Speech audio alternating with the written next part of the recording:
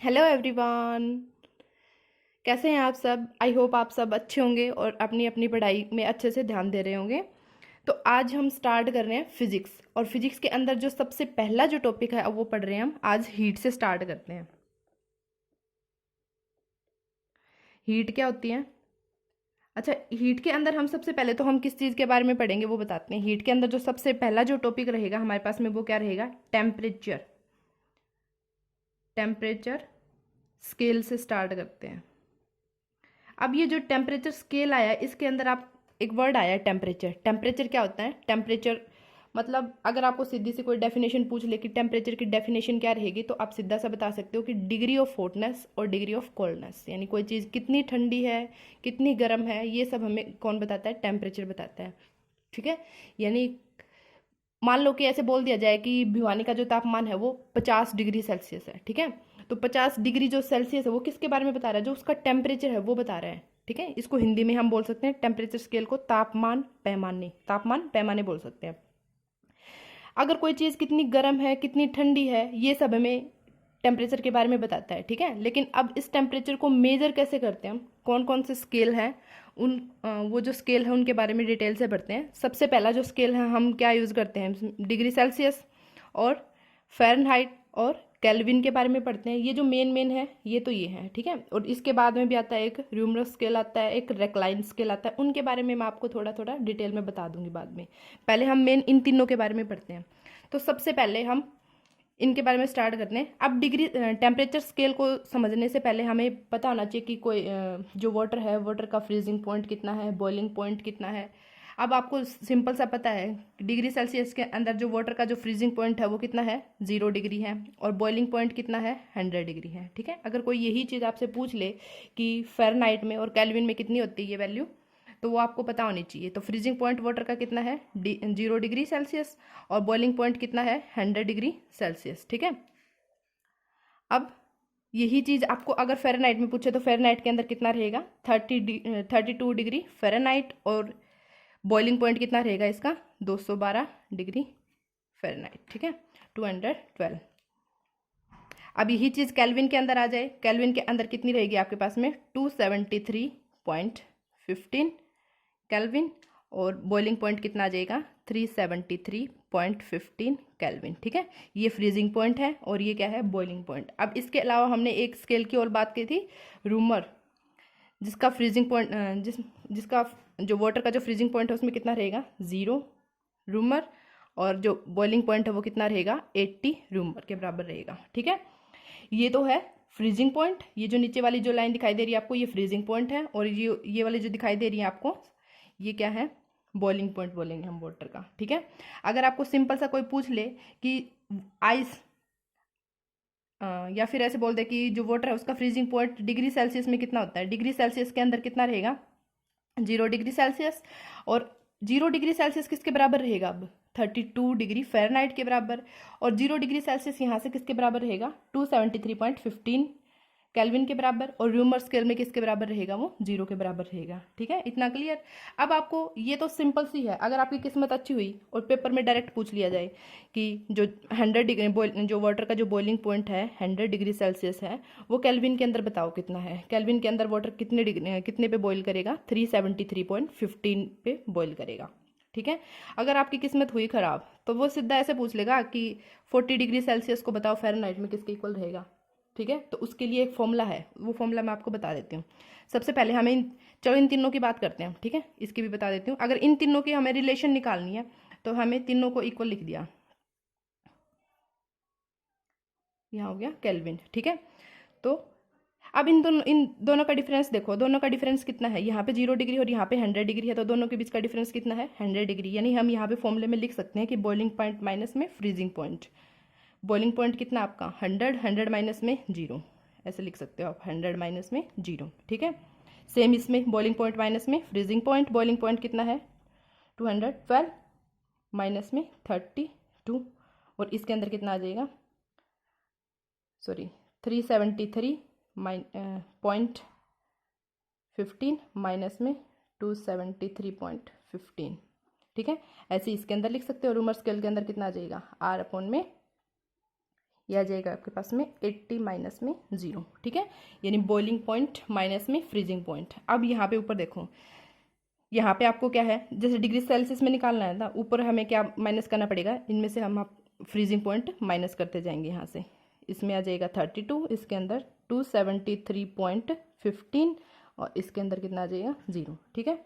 अब इसको अगर इजीली लिखना चाहें हम तो कैसे लिख सकते हैं, यहाँ पे आ जाएगा 0 माइनस करोगे कुछ इफेक्ट नहीं पड़ेगा, 100, यहाँ पे आ जाएगा फ़ारेनहाइट माइनस में 32 और यहाँ से कितना बचेगा आपके पास में 180 डिग्री और यहाँ से आ जाएगा केल्विन का 15 अपॉन में कितना आ गया 100 और रूमर स्केल का कितना आ जाएगा आपके पास में अपॉन में 80। ये है इन चारों के अंदर रिलेशन, ठीक है। ये रिलेशन डायरेक्ट जो कंपटीशन एग्जाम है उनके अंदर ये रिलेशन डायरेक्ट पूछी जा सकती है, या फिर हम इसको और सॉल्व करके लिखें, ये हटा दो एक बार, इन तीनों का अगर और सॉल्व करके लिखें तो ये 20 से कैंसिल हो रहे हैं, तो यहाँ पे क्या आ जाएगा 100 को इससे 20 से कैंसिल करोगे तो कितना आ जाएगा 5, यहाँ पे आ जाएगा फ़ारेनहाइट माइनस में 32 और यहाँ पे कितना आ जाएगा 20 से कैंसिल करोगे 9 और यहाँ पे केल्विन माइनस 273.15 और अपॉन में कितना आ गया 5, ठीक है।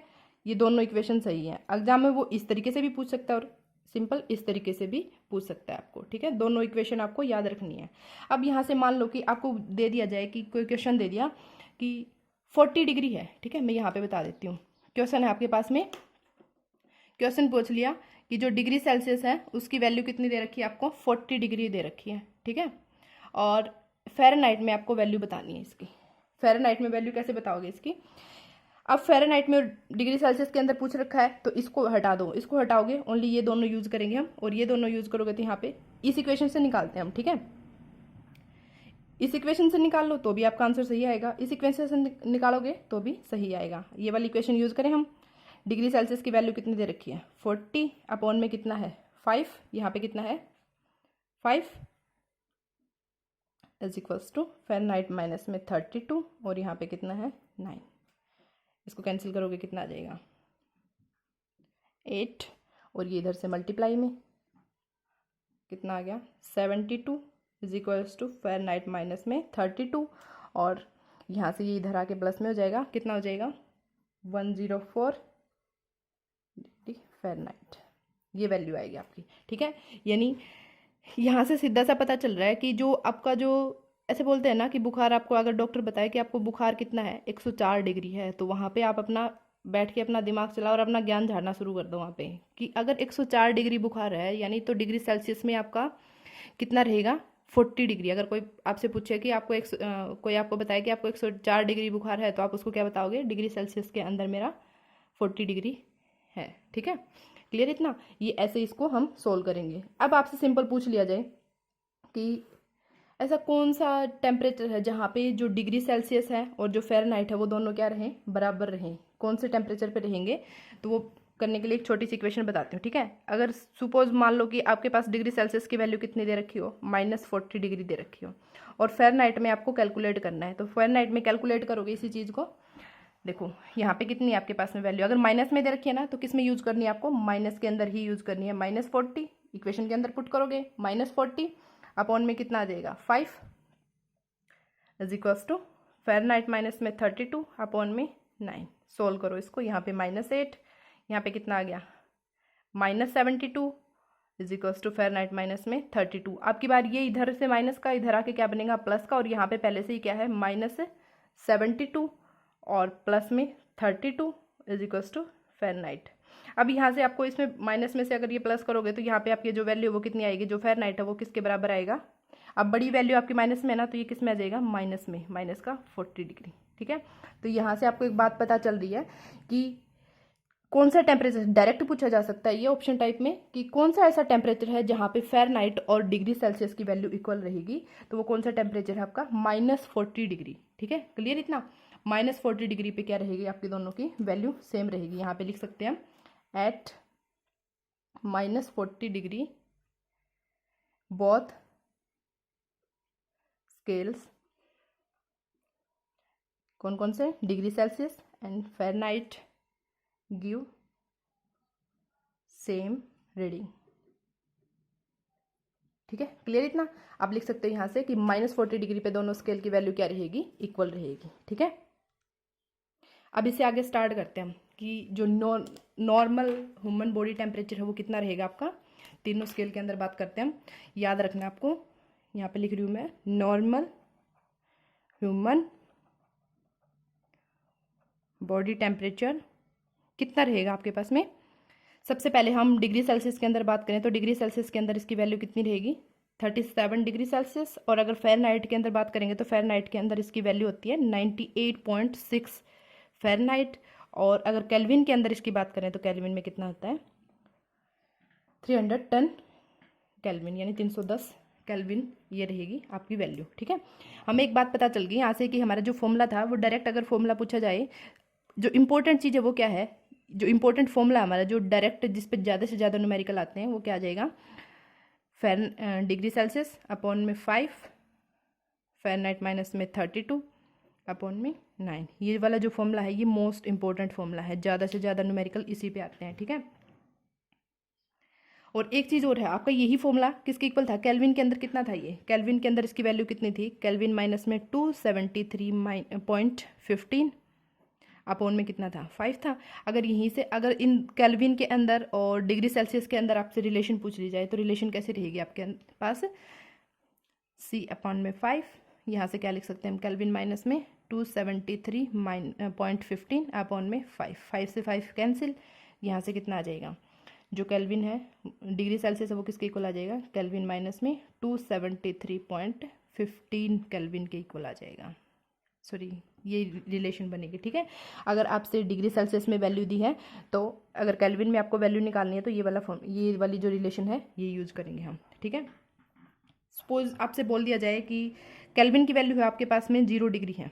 ठीक है, सॉरी, केल्विन की वैल्यू आपके पास में कितनी है, 0 है, 0 दे रखी है और डिग्री सेल्सियस में इसको निकालना है। डिग्री सेल्सियस में आप अगर इसको निकालोगे, डिग्री सेल्सियस में निकालना है तो कैसे आ जाएगी आपके पास में ये वाली वैल्यू, देखो यहाँ से ये वाली इक्वेशन यूज़ करेंगे, ये वाली इक्वेशन यूज़ करोगे तो यहाँ से C is equals to Kelvin की वैल्यू कितनी दे रखी है, 0, 0 माइनस में 273.15। ठीक है, अब देखो 0 में से इसको माइनस करोगे कितना बचेगा आपके पास में, माइनस के 273.15 केल्विन, सॉरी 15 डिग्री ये आ जाएगा।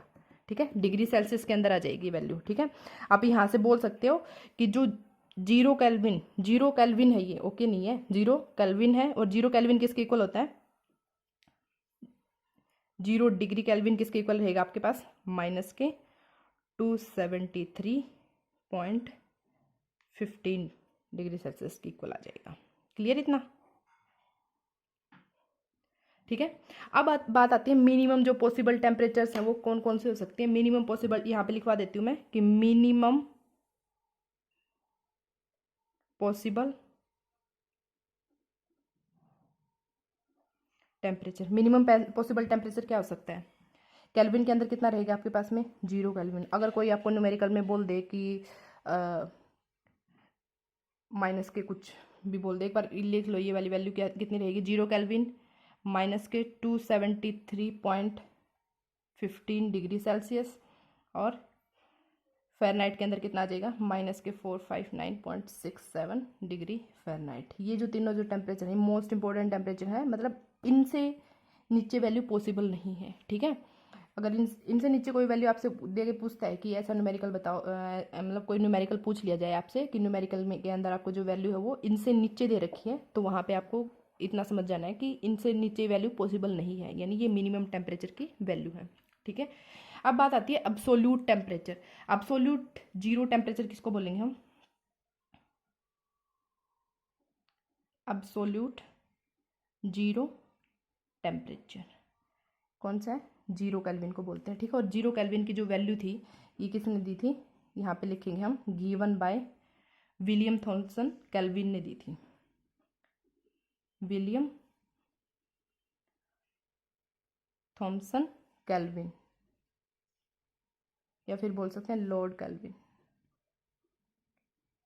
क्लियर इतना। और जो टेम्परेचर की जो एसआई यूनिट है वो भी कितनी है आपके पास में, कितनी रहेगी, टेम्परेचर की जो एसआई यूनिट है उसको क्या बोलते हैं, केल्विन से दिखाते हैं। टेम्परेचर की अगर डायरेक्ट क्वेश्चन पूछ लिया जाए कि जो टेम्परेचर है उसकी एसआई यूनिट क्या रहेगी, केल्विन। ठीक है, और केल्विन एक ऐसा टेम्परेचर है जो नेगेटिव में कभी भी पॉसिबल नहीं हो सकता। ठीक है, क्लियर इतना? यानी ये जो 0 है, अगर इस नीचे अगर केल्विन की वैल्यू दे रखी है तो वो कभी भी पॉसिबल नहीं रहेगी। केल्विन के अंदर जो टेम्परेचर की वैल्यू है इससे मिनिमम नहीं हो सकती। तो यहाँ पे हम लिख सकते हैं, यहाँ पे लिख रही हूँ मैं, we can not have negative value या फिर टेम्परेचर ऑन केल्विन स्केल। ठीक है, आज हमने ये थोड़ा सा टेम्परेचर और टेम्परेचर स्केल्स के बारे में पढ़ा था, कल हम आगे इसमें डिटेल से पढ़ेंगे। ठीक है, आज के लिए इतना ही। आई होप आपको ये सारा क्लियर हो गया होगा। अगर कोई भी डाउट है तो आप कमेंट सेक्शन में बता सकते हो। Thank you.